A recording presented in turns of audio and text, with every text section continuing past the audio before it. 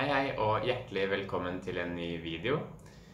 I dag så tenkte jeg å snakke om et par punkter som kan være litt forvirrende.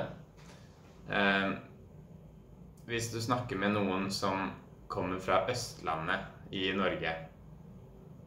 Fordi det er et par ting som i alle fall mange folk på Østlandet gjør når de snakker norsk, som kanskje kan være litt nytt for noen av dere.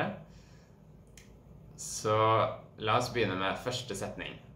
Første setning er, nå skal jeg først lese den sakte, og så skal jeg lese den fort. Det er så mange ting jeg har lyst til å gjøre. Det er så mange ting jeg har lyst til å gjøre. Og hvis jeg skal lese denne setningen fort, så ville jeg da sagt det er så mange ting jeg har lyst til å gjøre. Hørte dere forskjellen?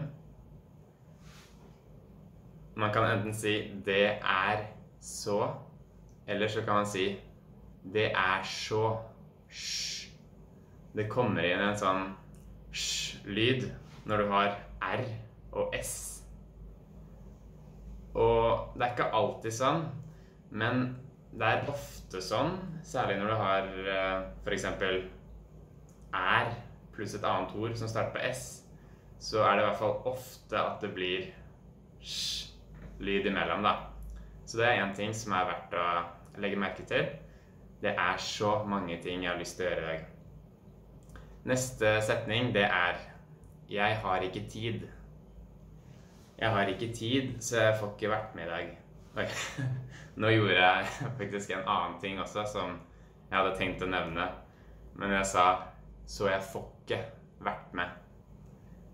Det riktige er jo da, så jeg får ikke vært med.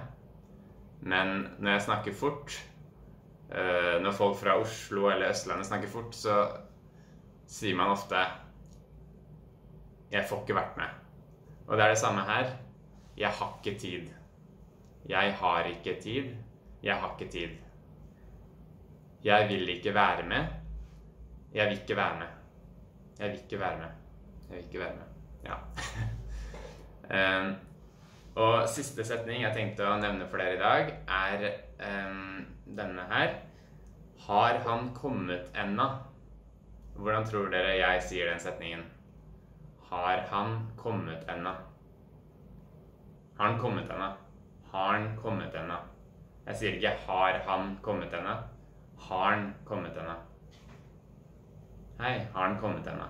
Ja.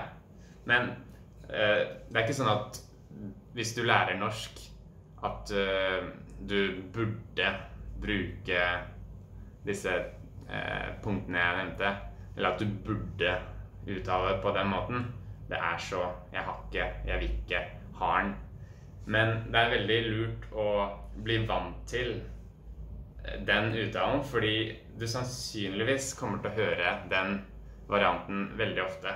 Hvis du flytter til Oslo eller til Norge, eller snakker med østlendinger da. Ja. Det var alt jeg tenkte å nevne i dag, men vi snakkes i neste video. Ha det bra! Stå på, folkens!